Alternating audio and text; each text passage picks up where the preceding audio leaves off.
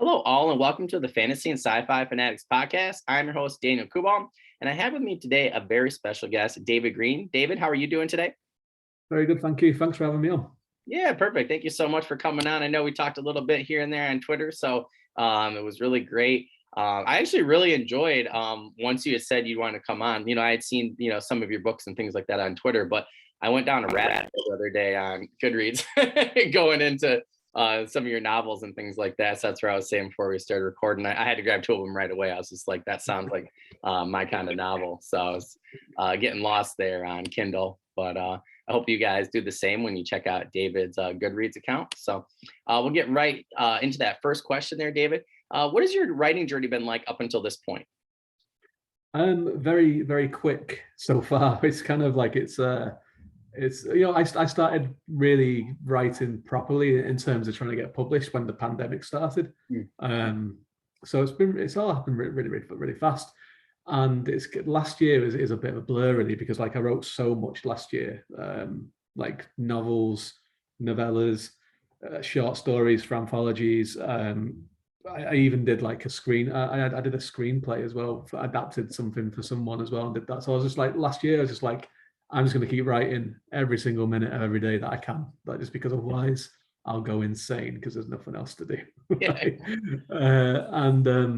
So that was basically it. So it's gone really quickly, and then like this year it kind of settled down a little bit because the novels and stuff were getting released, so it was more like kind of focusing on the marketing and getting all that kind of stuff ready and all that kind of fun stuff, and then writing the sequels, which is writing the first book of the series is fun, and it's challenging and what have you, but writing a sequel is a lot harder.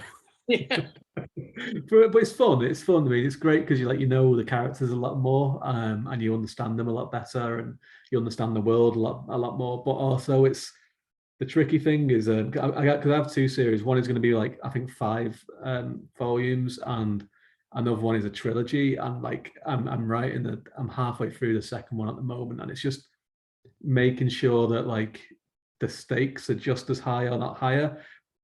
There's progression with the characters, there's progression with, but also there's actual something for them all to do. Like it tells its own story at the same time, which is a funny thing, because when I did the synopsis for it, I was showing it to my publisher. They were like, "This is great, love where it's going, love this, this, and this, but what's the story?"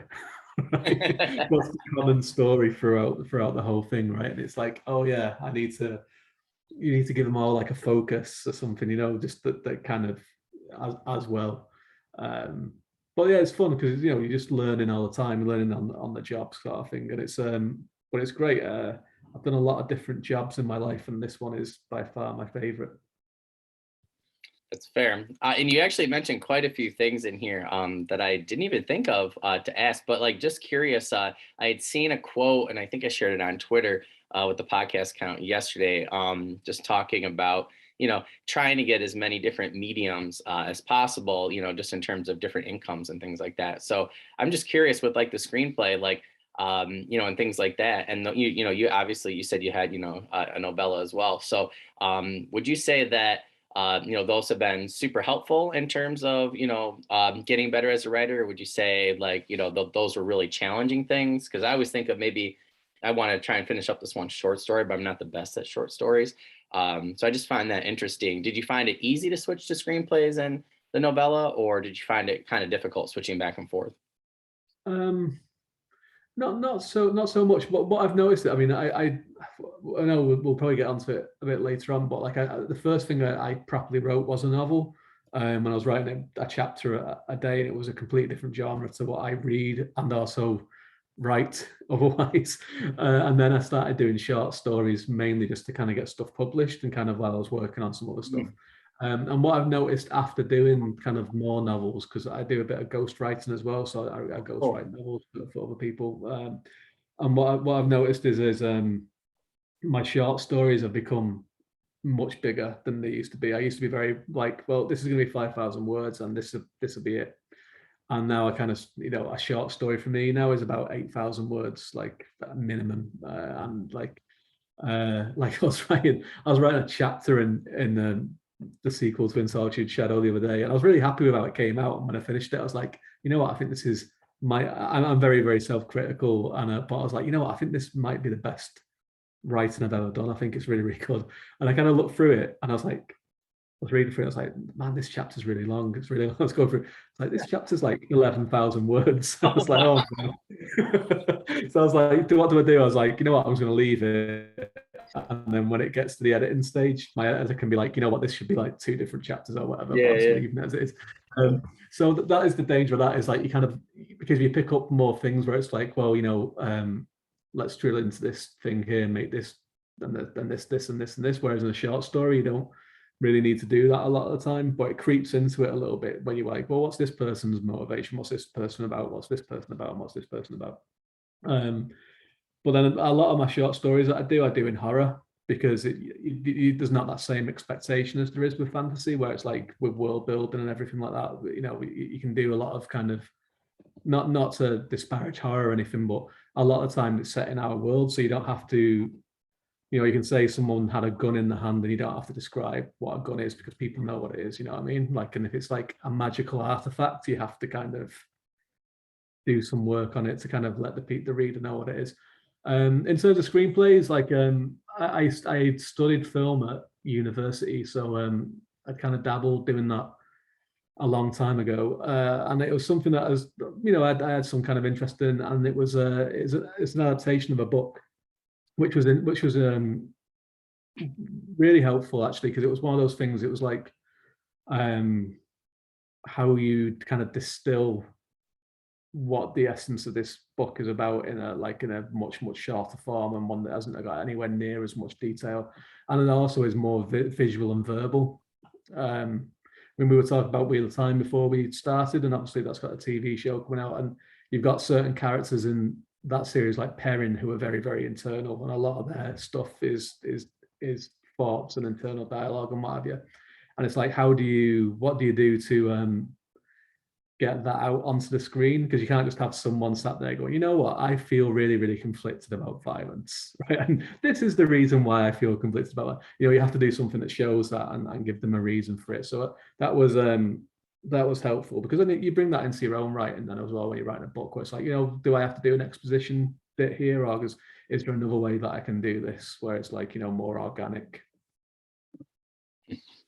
Yeah, I there's a lot there, I think, to unpack. You said some just great things there. I think yeah, I think about that a lot, because Brandon Sanderson talks about trying to, write his own screenplays, and then finally he was like, okay, I'm gonna have a friend teach me how to do it, like, and Dirk Ash and I talked about this too. I think it's interesting because I think you can actually reverse engineer that same thing with like a screenplay, and then think about it. So I think there's a lot of common things there, but there's also different things that you can do where audiences are looking for different things. And I think you make a great point, like especially like Wheel of Time, like Perrin, that is a very difficult one. Like, do you do a dream sequence? Do you do flashbacks? But you have to do something to cover that different amount of time. So I think that's a really good point that you made there.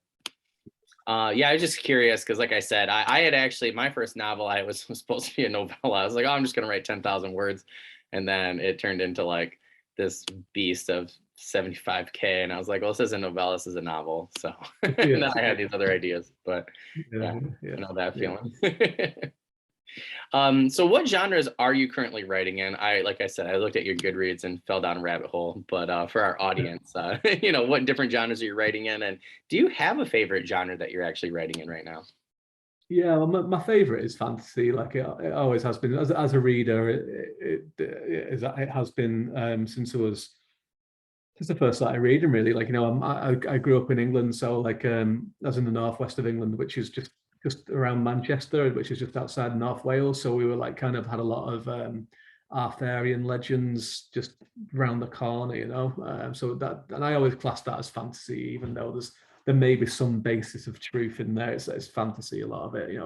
Robin Hood was just was in the opposite direction in Sherwood Forest, which wasn't too far away. So you had that kind of influence growing up, and then obviously, as a young fantasy reader, you come across The Hobbit, and get into Tolkien, and and what have you. So that was always my favorite. And as a writer, I always kind of when I first started, I was like, you know what, I'm not going to do fantasy because it's really hard. I was like, I respect fantasy too much, and I don't think I'm good enough to actually do it. So I started doing like. So my first thing that I wrote is a crime thriller. It's set in 1940s Santa Monica, which is with a publisher. It's not out yet, but it's coming out next year, I think. Oh, cool. And it's I studied film at school, so like I love film noir, like the classic film noirs, well, a few of the neo noir ones as well. But like Chinatown and The Third Man and all this Dial for Murder and all this kind of stuff. And then more recently, like LA Confidential, which I think is an absolutely brilliant film. So this was like my kind of like homage to that. And when I finished that, I was like, well, what do I do now? Like I have this book that's just sat on my computer. Like what should I do? So I was like, I'll try and get something published, like one thing. So I was like, um, I'll do a few horror things because like I like horror as well, like, and I like horror books. So I was doing all those short stories and then a bit of sci-fi. But then every single time I wrote something, I was more fancy elements were coming into it. And I saw an anthology for the company that the publisher that publishes a lot of my things, which was a dark fantasy anthology. And I was like, you know what, they were looking for novelette-sized stuff. So I was like, 11,000 words. Like I can try. I'll give it a go.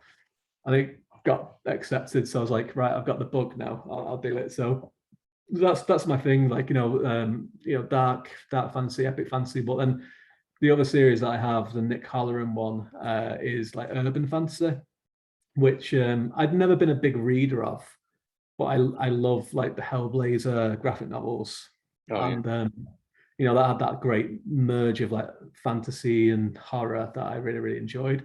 And then I became aware of the Dresden Files, and I was like writing the first Nick Halloran book, and I was like, you know what?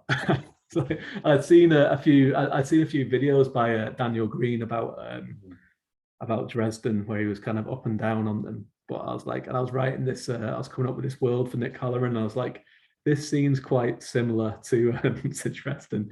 So I was like, right, I'll finish the first one and then I'll read the first Dresden book. So I finished the original version of Dead Man Walking, sent it into a publisher, and it got accepted. And I was like, oh, okay, well, you know what? I'm going to read the first Dresden book, and I was like, yeah, they're quite similar.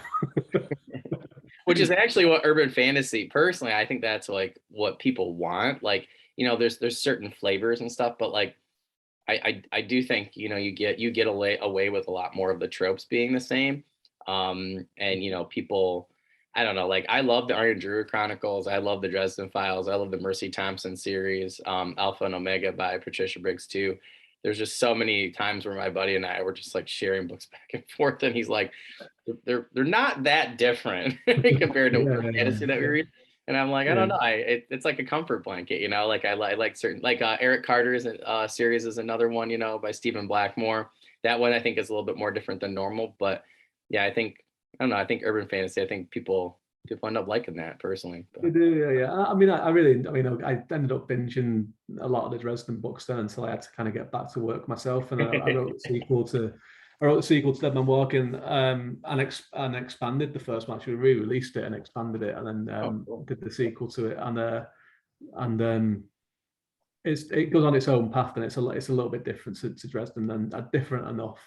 But I remember one person who reviewed it sent me an email, and they're like, I prefer it to they're like, it's kind of like Dresden, but I prefer it because your Nick Halloran's not like really misogynistic. And I was like, well, that's good.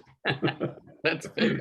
He That's even good. says That's it, fine. right? He says it like all the time. He's like, I know I'm a misogynist, but Yeah, but yeah. So that's what I was saying to my publisher, which is just say it on the front, say it's the Dresden Files with less misogyny. So it's like, some people may not like that, some people will. yeah, So yeah. That's really funny. Well, that's my friend the other day, like blew up in a private message me. He's like, I'm so, because he was like reading the series. I'm so tired of Harry thinking that Karen needs his, or Murphy needs his help. And I was just yeah. like, well, that's fair. She really doesn't. But yeah, I'm actually trying to get back to Deadbeat. After my next couple of reads, it's I kind of like I binged them like all within like the first like few there, like whatever there's 5 or 6, like within like maybe 2.5 weeks. So then I was like, I Yeah. needed to take a break by the time I got to Deadbeat. So I'm Yeah, trying yeah, to go yeah. back. It is one of those like it kind of gets that little. I think I watched the Summer Night. I think it is, and it was just other one just before that one, and it was kind of like it was treading its wheels a little Yeah. bit because it was like I could see that there was something else on the horizon. He was building to some of this. But it started to be getting more like kind of epic fantasy stuff was coming into it. I was like, yeah, okay, I see that. That's cool. But it was like we're just going to do another book. Not something you're familiar with. We're going to do another one of those first. And it's like, come on, just give me this stuff that you're building up to, Oh, right? So totally. Yeah, and I started getting in. I was like, yeah. So I decided to take a break, and I haven't gone back yet. But I just bought the 2 newest ones in paperback, and I just feel like right. I need to actually get caught up Yeah, now. yeah, definitely. Yeah, I yeah, talked to one of my friends who reviews books, and we were like, I told him, I wanted to do like a who's your favorite character episode or something like that, and I feel like we're gonna do spoiler alerts and things like that, but we definitely wanted to do a video where everybody knew what was going on. So I told him I was like, I'll get caught up, and then we can work on that episode. And I think yeah, it's yeah, really yeah, fun. yeah, But, yeah, yeah. oh, cool. So you already really answered number 3. So what genre you started writing first? So that's really cool. I did not know that. I guess um, that one to me is always really interesting. I was really more into science fiction at first and writing fiction. So I totally agree with you. Like fantasy, I ended up really loving fantasy. And I just thought like I am not worthy, to step in the shoes of some of these men and women. Yeah, so I definitely understand that. So I think it's funny that Yeah, we kind yeah. of have that in common. Yeah, but I mean, I mean, it's all hard really as well. That's the thing that I kind of understood was that like, you know, it's no matter what genre that you're writing, it's all none of it's easy. Like, no, to go to a different one. Like, I'll just really briefly, I'll tell you this like little story that someone told me once. There's an Irish writer called Ken Bruin who writes the Jack Taylor series. So he's like this drunken detective from Galway, which is the town that I'm from. And like they're not really popular in Ireland. They're quite popular, but in the States and the UK, they're really big. And there's the Netflix TV series and everything about them. It was Jorah, Sir Jorah from Game of Thrones is Jack Taylor. Oh wow.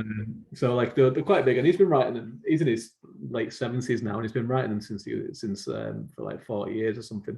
And I had like a short story in this competition, which is bizarre because like there's not really a huge like speculative fiction scene in Ireland. It was all like very literary fiction stuff, and it had my horror story in it as well. And he was one of the judges, and so I had to go and read it. And I was talking to him afterwards, and he was like, "I really enjoyed that." And I was like, "Thanks very much." And he was like, "Do you get much people?" I was like all my stuff is like more popular everywhere else made in Ireland.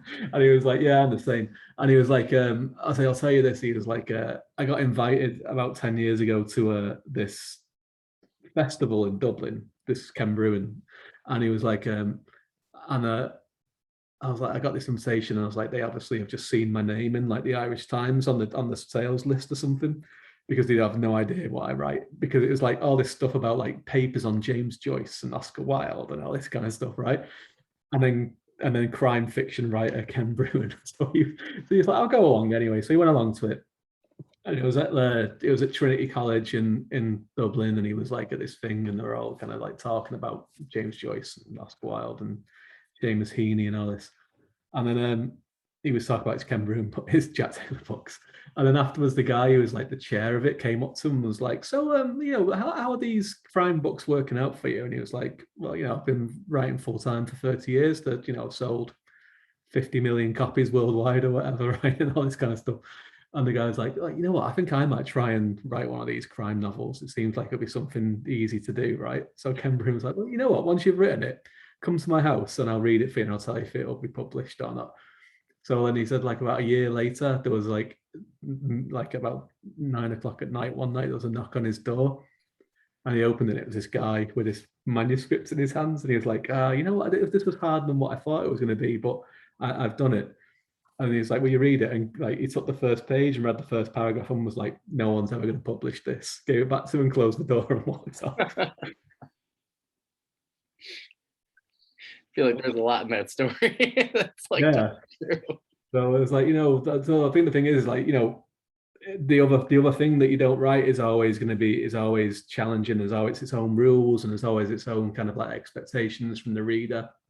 And you could be like an amazing literary fiction writer, but if you try and do fantasy, you're going to find it very, very difficult. So people like, one of my favorite writers is Dan Simmons, because he can just, Oh, anything that he turns his mind to is just like, horror, fantasy, like Hyperion, which is an amazing book. Like it's just superb, and it's like he's a master at every single genre that he tries, and it's like, well, how does he do that?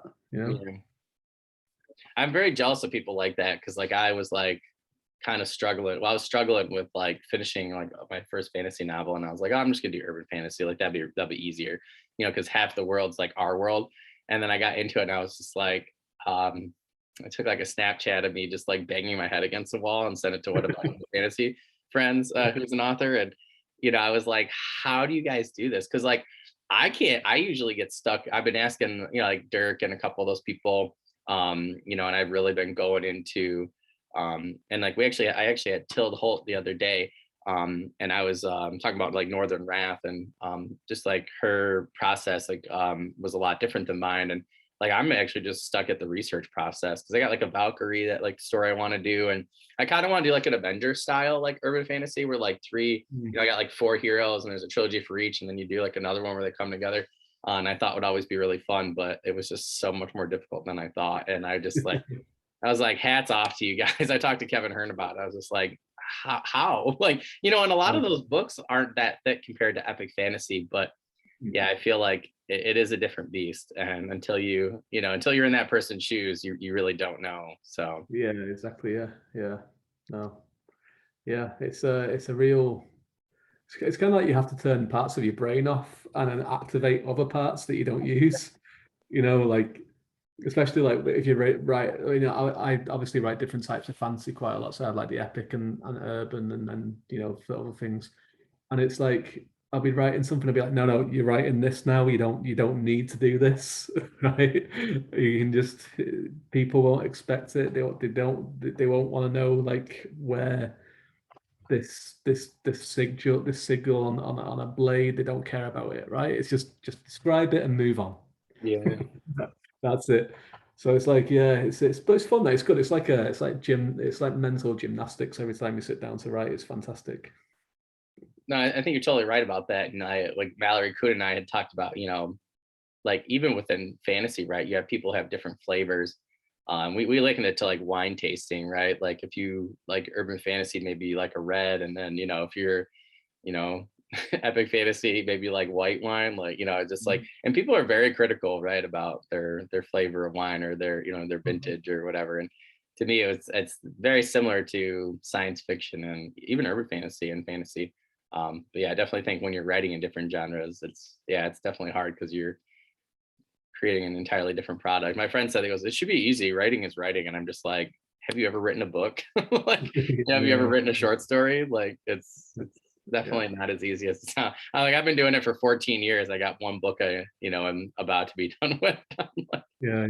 No, it's tough. And that's the thing as well. Like you get a lot of people saying, you don't want to do too many tropes, but also people expect certain tropes because that's what they go to look for a lot of times as well. And it's like it's nice to play with the tropes sometimes, but even when you're playing with a trope, you're still acknowledging it that it exists in this subgenre that you've got, like and the tropes for I prefer to call them expectations than tropes Yeah, yeah. nowadays, like because I think trope is such a dirty word nowadays. It's like avoid the trope of this, avoid this. But it's like, well, the reader has an expectation of when they see like, and when they see like a Harry Dresden book, and they see even with Jim Butcher himself, you see his book, and you see the other ones that he does, what's the epic fantasy series that Oh he my does. I God. can't I remember. have all three of them sitting on my shelf at school. I've had so many kids borrow them. I know what you're talking about. Yeah. I like totally Yeah. blanked on them.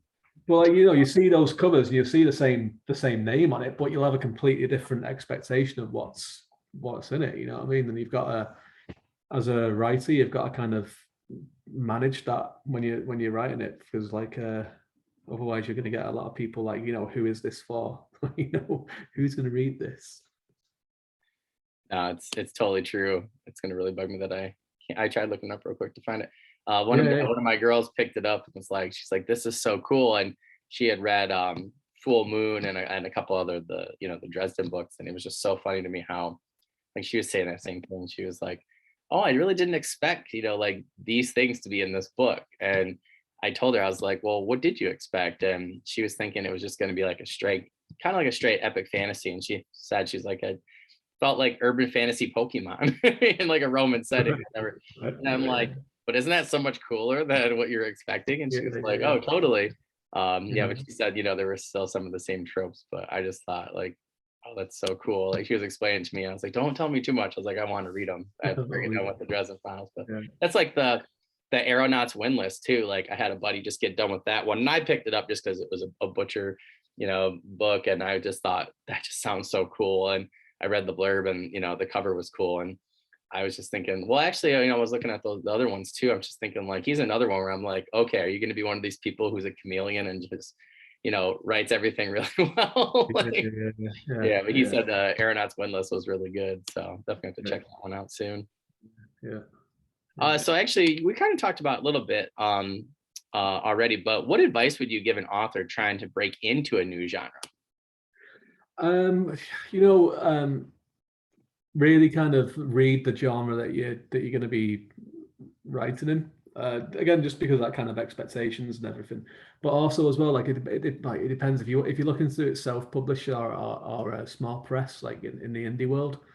Really kind of immerse yourself in that world as well. Like, get involved in groups, get involved in all this kind of stuff, because there's so many different people that are trying to do the same thing that you're trying to do, right? And the good thing is that you have a lot of people that have had a lot of success or experience that are willing to share it if you get involved in these groups.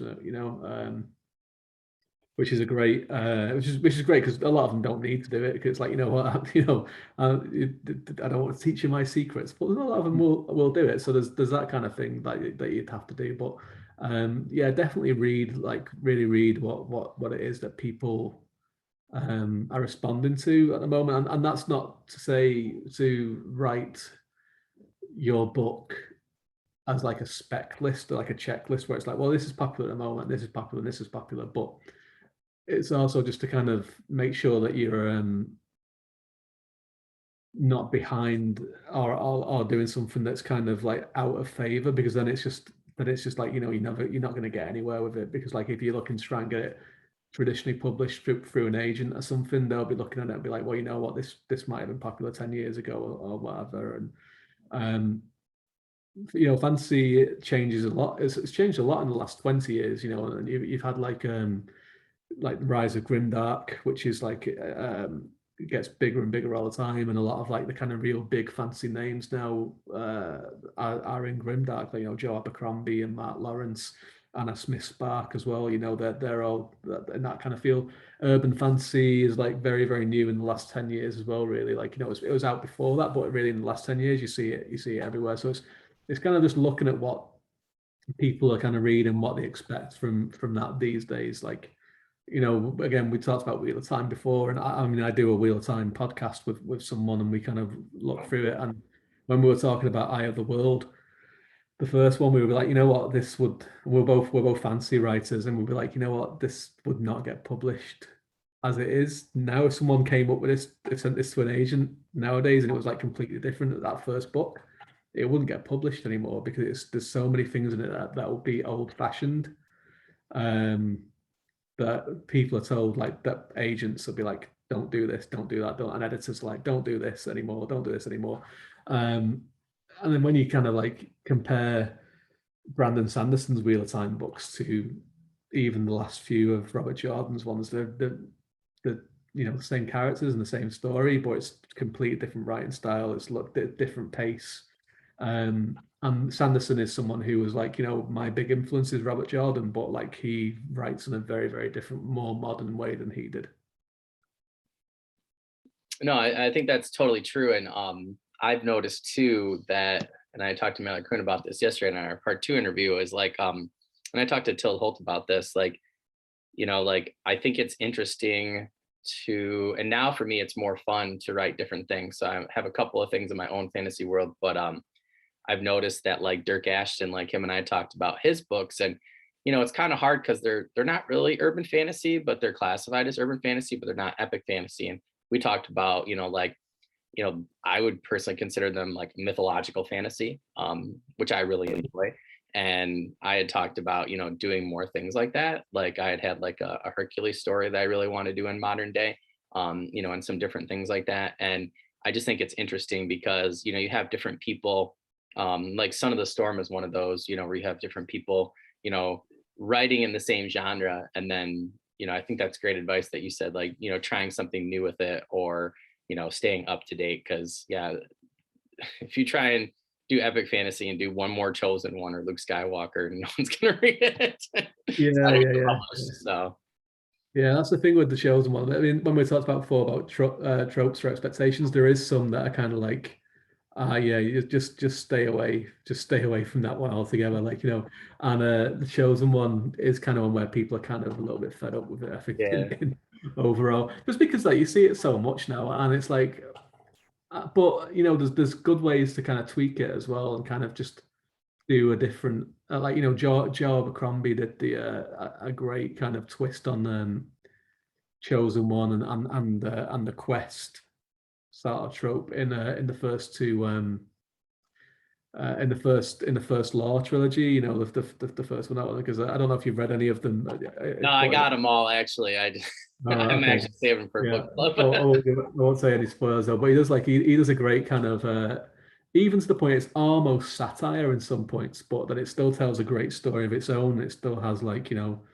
great stakes and great kind of action there from, but and it makes sense in the world that he has it in. But yeah, I think if you're going to do something that's kind of as well worn as that now, like a Chosen One kind of thing, you have to have something new to bring to the table. Yeah. And I Yeah. think like I was talking to a couple people about this, like for instance, like Stephen Aaron's book, The Coward, taking like that classic story of I don't know if a lot of people have heard of it, but it was really popular the last few months when he had released it, and I grabbed a copy and I'm really excited to read it. And the blurb was really cool, where it talks basically about like an adventuring party who like has a young like person with him, and then like he has the killing stroke for killing like the main villain, and then it's like what happens after that, and then everybody expects him to be this like legendary hero, and then you find out it was actually like a mistake, and he's like Right. in this lie. And to Yeah. me, like that's so cool because again, you're taking like that classic story and really making it something different. And Yeah. Yeah. I don't know, I like those kind of stories personally. Like I like the unique. I'm yeah, I've always been a huge DC Comics guy, but Valiant to me has always been so much more interesting because it's like, you get these very interesting characters who have very, very different, reasons for what they do. And I don't know, like I think they do anti-heroes the best. So I think that's influenced, like Yeah. the kind of books I like to read because they're not your everyday Marvel, DC, especially nowadays. I feel like they're very similar what they Mhm. try to do, but Valiant's always been very specific. And I like a lot of those indie comics too for that reason. So I think, yeah, I think finding the uniqueness in a story, like you were saying, or even if you do it in a different way, could be the next thing. But yeah, Yeah. nobody wants to do Wheel of Time again right now. No, yeah, yeah. No, not right. Maybe in a few years, maybe it'll come back Yeah, again. Where it's like, we want this classic, we want classic fantasy back again. Let's just do it all again. yeah. It is funny, right? How I was talking to a couple people about that in a private message group and on Discord, is that like, yeah, everything comes back around Everything comes back because around. Yeah, yeah, like yeah, yeah. Grimdark, right? Grimdark is just Robert E. Howard, like Yeah, yeah, like Thomas Covenant as well. yeah, yeah, yeah, yeah, yeah. Yeah, which would be kind of one of my, and I hated Thomas Covenant when I first read it. Well, I read it as a kid.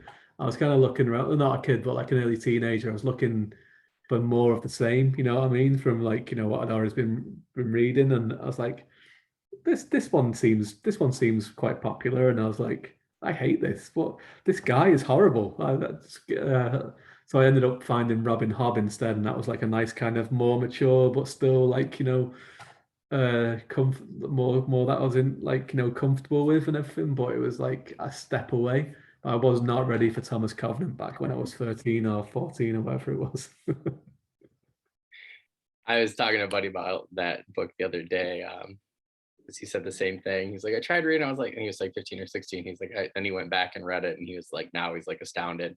Um, Yeah, yeah, he yeah, recommended it to me. I think I tried too when I was probably. I think my uncle tried handing it to me when I was about 15, and I was just like, yeah, this is not my cup of tea. But now my tastes have changed a lot, so I think it'd be interesting. yeah, exactly. Yeah, I went back and read it when I was in my 20s, and I was like, all right, yeah, I get this now. I get what he's what they were trying to what he was trying to do with this. I get it, but no, man, when I was a kid, I was like this guy is a horrible person. I don't want to read about him anymore. Like he's Yeah, it's a lot different now. Like my friend Miles Hurt, like I just needed something new yesterday, and um I started read I just was kind of staring at my other half, read books, and I've been doing so many thieves lately because I'm writing my own heist novel. I just like felt like needed a break.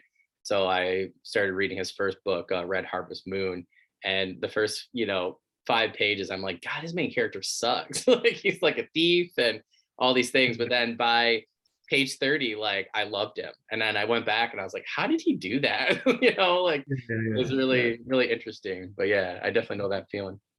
yeah. So I'm definitely curious for the sixth question here. How have you found marketing different genres? Have you found some are easier than others? Any are more difficult? Are they all equally the same to market? Or, are there any tricks of the trade you've learned?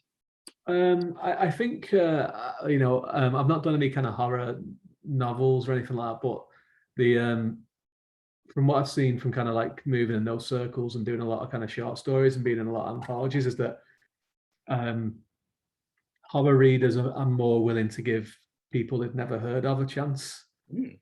right? Because it's kind of like a lot of the books are shorter, unless you're Stephen King, like that they're usually 300 pages or less or what have you, and Stephen King comes across with his 1,000 page book every couple of books every year, um, but like they're always looking for that next thing, because a lot of them aren't series. They're kind of one-offs, or if it's a series, it might be 2 books, a duology or a trilogy or whatever. Um, so yeah, and there's a lot more kind of horror anthologies than there is fantasy anthologies, so that you have those people that will read them and go, okay, I'm going to check out this person's work or this person's, So you have that. With fantasy, it's a little bit different because, like, I think a lot of fantasy readers, because of just how we are, we want a series, So and a lot of time is we want to, because I think we've all been burned before by Yeah. certain people like Patrick Rothfuss and other people, where it's like, is this series ever going to end, or is there an end point in this one? So, like, we are you going to finish this series for us to read that we started, and we've been waiting for 11 years for the next book? But anyway, you could do your own podcast on Patrick Rothfuss I, and everyone their opinions. my friend got really upset with him and George the other day, so we might have to do like a rant Yeah, yeah, episode, yeah, as he calls it. So yeah. But yeah, so I think the thing is with a lot of fancy readers is that, like, if they don't know who you are, you've got no track record. They want to see um that you're going to commit to this. If you release a book and it's like book one of this series, and it's going to be like 4, 5, 6 books, like the more likely to pick it up once there's all the books are out, or you're a good way through it, and you've got that kind of uh they can look at it and go, okay, well, the first book came out in 2019 and they're already up to book 5 because they're releasing them very, very quickly, which is one of the things in indie fantasy now, is that they do rapid release, where it's like, a book every 3 months or every 6 months, just because they want to keep that momentum up. Yeah, so there's that, and size comes into it as well, which is a weird thing. Like, with like the bigger the page count, the better in a lot of ways, because up until a certain point, I think, again, if you're someone no one's ever heard of and you brought out like a 900-page book, you might not get a lot of people picking it up. But if fancy readers want 400, 500 pages, because they want that world building and they want that kind of more time that's spent developing the place and the characters and all that kind of stuff. So there's a lot to it. Fantasy is really, really tricky to kind of market. And again, as well as like covers are so important, because a lot of people do the same thing with covers. Like with mine, I was very, very my Dark Fantasy Empire of Ruin, the first one in Solitude Shadow. I was very really wanted to get a certain. It's an ensemble cast, like, so it's multiple POV, but kind of like one of the main characters is a character called Colleen, who is a person of color, and like obviously she's female as well. And I was very, very keen to have her on the cover, because it's she's the heart and soul of the story, so it made sense to have her on it as well. But also, it's very usually on the front cover of a fantasy book, it's either a white male, and very, very rarely it's a white female, right? And then in urban fantasy, it's more often it can be like white females, but it's always generally white people on the front of them. And it was like, let's try and do something a little bit different just to kind of stand out with the cover. And there's a lot of thought that goes into it. Like with and not to kind of be like disparaging towards other genres, but I just think fantasy readers really know what they want and they know what they like. And they it's not just like a one and done in fantasy. It's like if you're getting a book, it's like this is a commitment that I'm going to read at least 2 or 3 of these, because that's what fantasy readers do. Like again, we were talking about Wheel of Time and Malazan before, and you get people that will read the first 6 or 7 of them before they make a decision if they're going to continue or not, right? You don't really do that with crime books or with horror books, and especially with crime books. Like my wife is a big fan of Jack Reacher books. She loves them, but like she doesn't read them all. She'll just like she'll pick up one of them that's like might be the newest one, then the next one she'll get will be one that came out 6 years ago. And it doesn't matter to her. Like she just reads them as they come, like that. Whereas a fantasy reader, it's like, I need this one comes next, and I'm going to get the other one, I'm going to get this one and this one and this one. Like it's a real commitment, and that's one of the things that you have to really kind of bear in mind when you're planning your marketing and your release. I think that's great advice. And I do have to say, In Solitude Shadow has to be one of my favorite covers for you. I saw that one, I believe, when you were marketing that one. I think that's when you popped up on Twitter for me. It's like somebody had retweeted it, and I was just like, follow that author, and I went right away and added it to Goodreads. Yeah, like, it's nice. I mean, I think that the sequel that's coming out, I think that's a better cover again. But like, I think it's it's a little bit. I mean, it treads that line where it's familiar but a little bit different. But it's tricky. It's like you don't want to go too far in either direction, right? I'm right there with you. I actually have a friend of mine, Jeremy Adams. If anybody has this second to check him out, he's a just absolutely amazing digital painter. And last year he had did like 3 different covers for people. One was Cloudbirds. Another one was I'm totally blank now. I've been trying to get the author to come on for a while. But yeah, he's got some really just amazing artwork, and I was trying to figure out, how to get somebody with a classic feel, but also, a little bit updated. So I was looking at some people, and I ended up just stumbling upon him on ArtStation, and then I checked him out on Twitter. But him and I have talked about, quite a few times, like, what do we want to do? I definitely want to do something with my thieves on like the top of this tower where they're at, and it's like a pivotal part of the book. But yeah, we're trying to trying to kind of walk through it, and it's hard, right? You just have to. You're like, is this what people are going to enjoy, or is it because there's, again, I like you're saying, like there's just so many different tastes in fantasy, but you hope that you know your genre well enough, where you can you pick the right advertises the book. But yeah, that's it. Well, a lot of it then it comes down to luck as well. Right? that too. There's a lot comes into it. Yeah.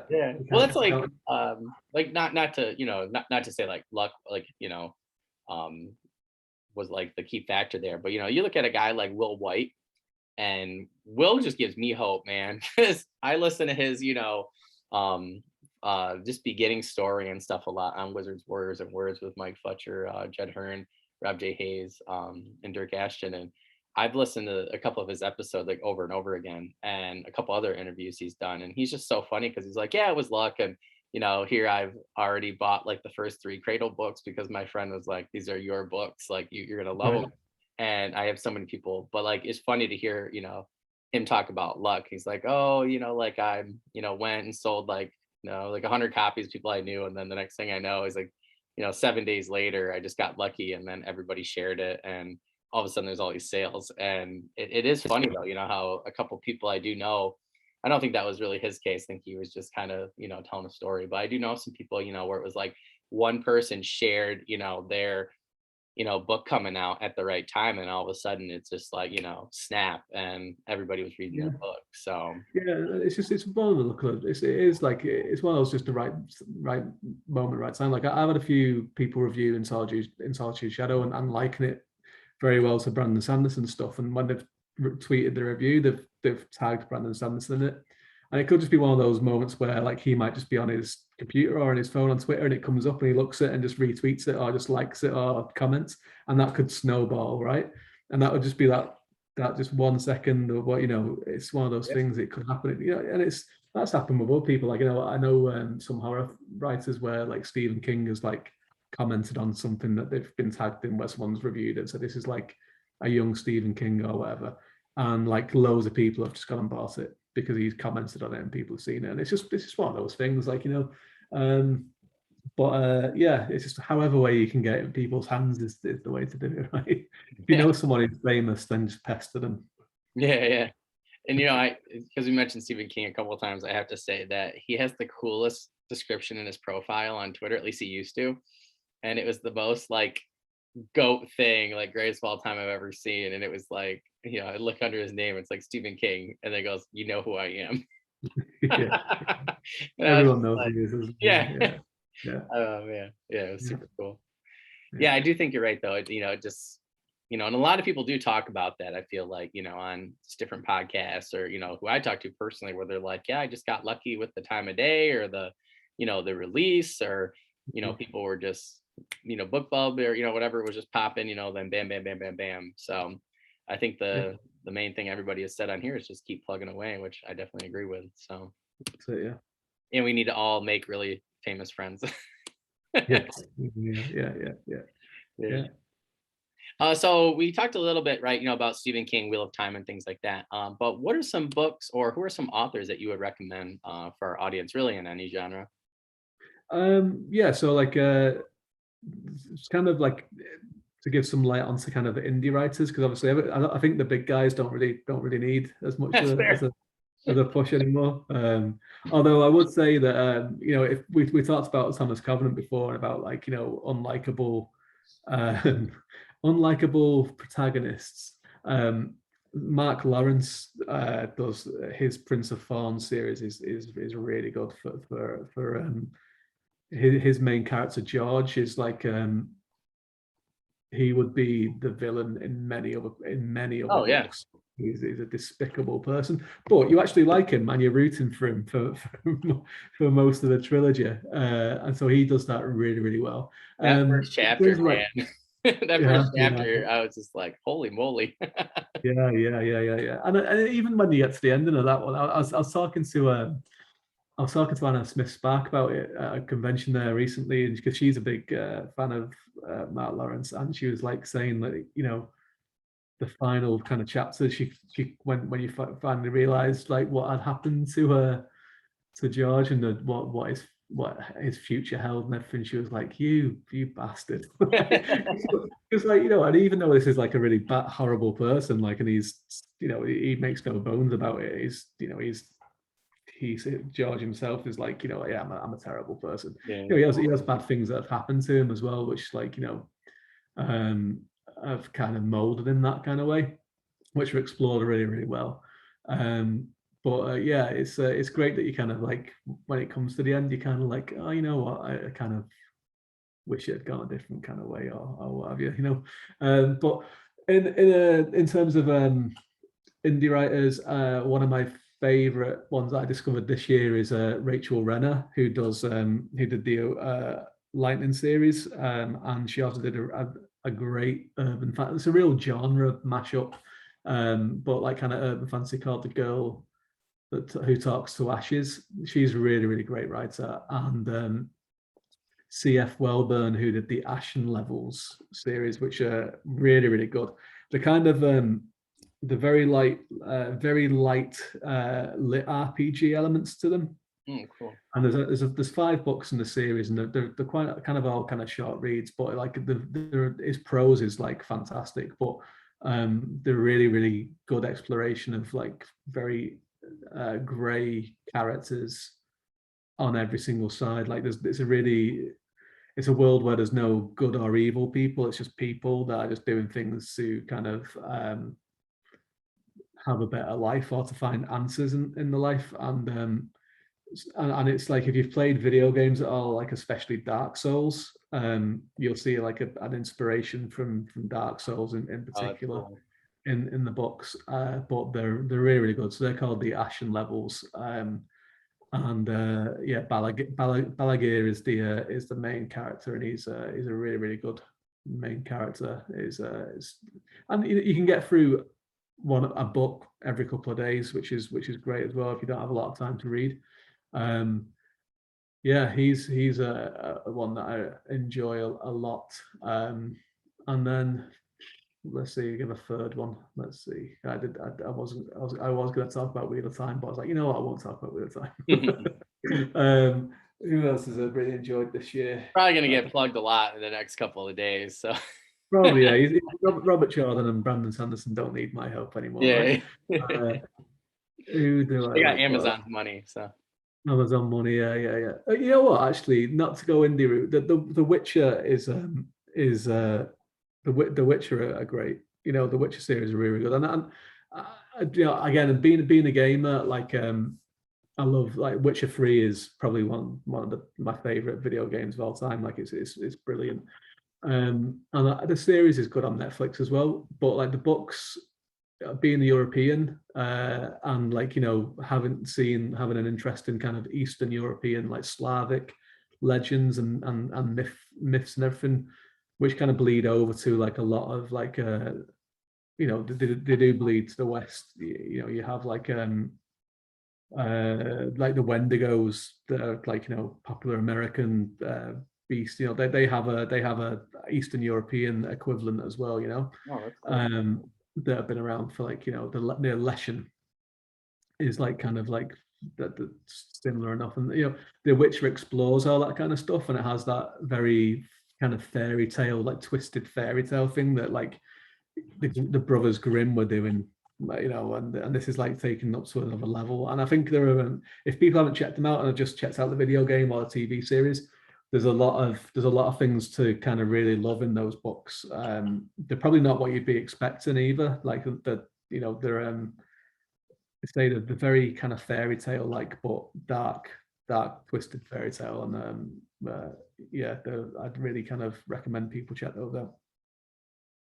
Yeah, those are great. I do want to tell the audience, you know, book one is a collection of shorter stories that are still Mm-hmm. amazing. But really, you know, with book two, it really picks up. I'm actually about to start book two with Oh a yeah. nine. Yeah, but I love book one. My friend warned me, and I was like, I don't care. And I read like the first short story in it, and I was just like, oh, this is so good. And then when I found out there were so many others, I was just like, this is awesome. I probably got through that first book of short stories like maybe like a day and a half. It was, yeah, it was definitely like my cup of tea. It was really good. Yeah, yeah, yeah, yeah, yeah. Yeah, I'm No, they're looking good. forward to finishing that series up personally. Yeah, yeah. All right, perfect. Well, those are some great recommendations. Really appreciate that. So I'll be putting them, like I said. Oh, for our audience, I didn't mention yet, I don't think, while we're recording, but by the time you see this, I will have everybody's recommendations up on our website. So you go ahead and take a look at David's episode here, some of his books, and then we're actually going to right underneath put his recommendations. So make sure you guys, when you're listening, go to my website and check that out. You can find it right through the Twitter and any social media page where you find the Fantasy and Sci-Fi Fanatics podcast or me, Daniel Coolbaugh. So that way we can get you right to all these guys and gals. Great recommendations. So do you have any promos, news, updates, any new projects, things like that you're working on, David? Just work on sequels in a minute. I mean, I'll just show these two. These are like the thing. Oh, my thing's blurred, so let me see if I can get this Solitude Shadow there. Whoa, can I get that off? Maybe I'll turn the blur off. 1 second, that'll be a good idea. I didn't even realize the blur was on properly. Then I thought it was like, my glasses not working. There we go. So this is Solitude Shadow. So working on the sequel to this one at the moment. The sequel is called Path of War, and that is going to be out in June 2022, which sounds like it's very far flung into the future. It's kind of scary. And this is my latest release. This is it's called the Helen Haven series, Nick Holleran, urban fantasy. So this is actually book 1 and 2 combined together. So it's called The Devil Walks in Blood. And the kind of the hook for this one is basically he's Nick Holleran. He's a grunt 90s music lover from a place near Portland in the States, in a city called Haven. And he is a private detective who gets killed in the first line of the first book. So it's not a spoiler to say so, because it's literally on the blur. He's dead. But his body is leaving, his spirit is leaving his body, and he sees that heaven is real. When he's going, he sees the light coming down, but then he gets resuscitated, brought back into his body. And when he does, he realizes that hell is real as well, but we all live in hell. Like, all the humans are alongside demons, ghosts, fallen angels, Cthulhu, Dagon worshippers. Like, everything is just there in this hellscape of what is Earth, basically. So he, when realizing that heaven is real, he wants to get a ticket back into heaven when he dies, but he also wants to figure out what the hell is going on and why things are the way they are. So it's a very kind of like fast-paced, pulpy kind of John Wick meets Hellblazer kind of thing, and it's really a lot of fun to write. So once I finish the sequel to Path of War, there'll be a sequel to The Devil Walks in Blood, which is called One Life Left, which is I think I'm looking forward to getting back into that one, because Nick, I mean, I love writing Empire of Ruin as well, and that's really a big kind of passion project for me, because it's like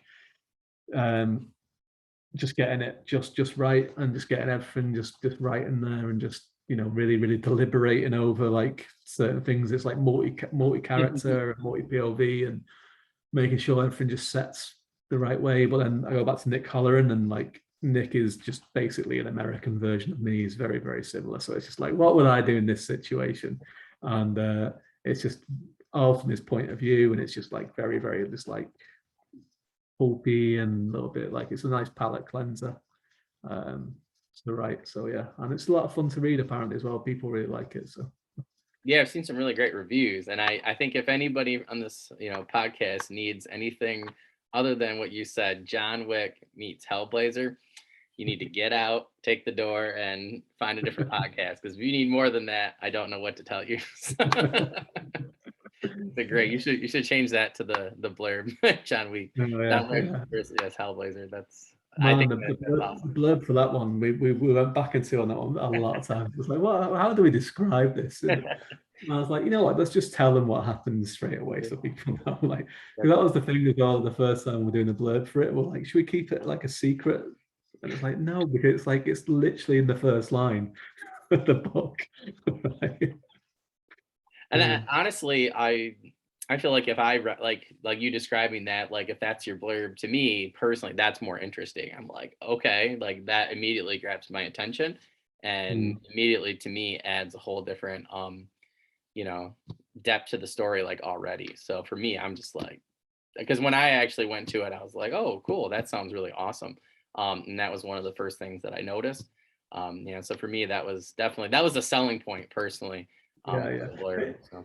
because it's as much as part of like, it's important for the world, and what I did for that. Sorry, just to go No, no, into no, no. this, Please, please. That's why but you're here. yeah, what I did with that one was so that's the prologue is in basically dying, and then of the first book. So the first book is Dead Man Walking, the second book is Devil Walks in Blood, and they're both together in this one. And the prologue is just basically him dying at the start and then realizing like, what reality is. And then it skips forward 5 years. So like he's already been doing this job for 5 years, and he's kind of got his feet under the table, so that I'm not just regaling like, and so this is the shock of this and the shock of this and the shock of this. So he's kind of like holding the reader's hand a little bit and explaining things to them. It's like he already knows these things and he's already been around a bit. And that was where the kind of John Wick influence came in, because with John Wick, how like he's comes out of retirement, the first film, and he's like goes back to the Continental, and everyone's like, "Oh, hey John, how's it going?" Everyone knows him already, and it's like this living, breathing world. So that was like the inspiration for that, where it's like, I want to do that, where it's like I didn't want to do Harry Potter, where it's like Harry's just shocked by every single thing that he comes across, and everything has to be explained to him, and everything has to be this and this and this. So it was like I'll give him some level of competency at the start before I reveal this other thing that's going on, which is kind of like gonna knock him off his feet a little bit. But I wanted him to kind of have like, and that's where the Dresden similarities came. When I went back and read the first Dresden one, I was like, oh well, he's not at the beginning of his journey; he's midway through it already. And Nick's the same, but I can live with that. No, yeah, yeah.